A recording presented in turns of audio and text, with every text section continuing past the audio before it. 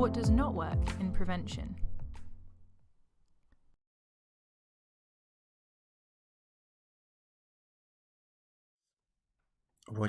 Here is what you shouldn't be doing in prevention. First of all, do not provide simply information about substances. And it does not matter if this is information that exaggerates the risk or if it is information about consuming more safely or more consciously. So both antithesis of information provision, the one that scares and says all substance abuse is evil, but also the other one saying just consume safely, both have no proof of effectiveness. But it goes beyond.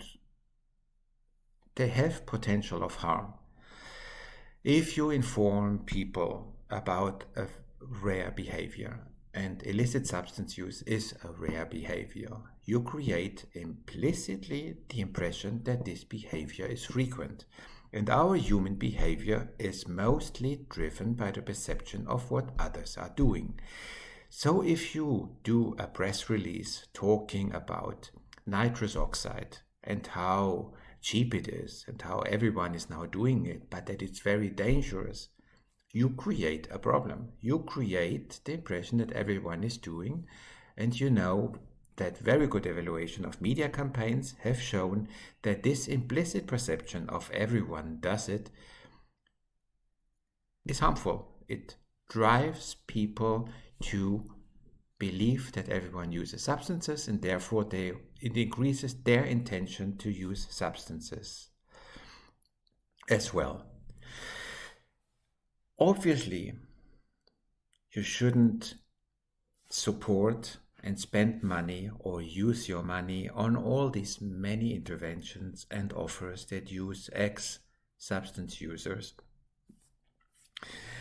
into classrooms talking about their experiences. There is limited, but there is research about that this creates the implicit impression in young people that, well, you can survive it and then you get a job, and that it is something which is totally doable, and it gives you even a certain status.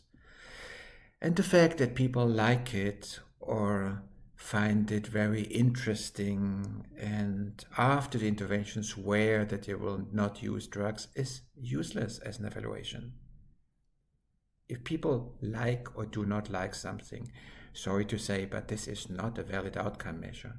A valid measure whether something works or not, is only if there is a behavioral change.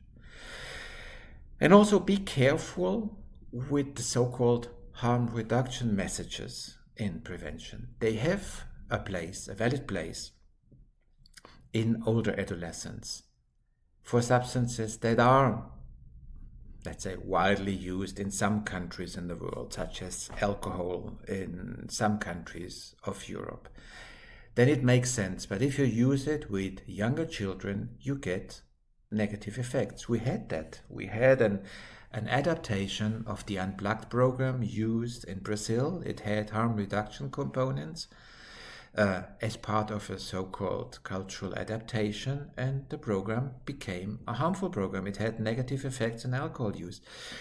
Why? Because, again, if you talk to very young children or relatively young children about a certain behavior, you suggest to them that many people do that behavior, or that this behavior is basically expected from them.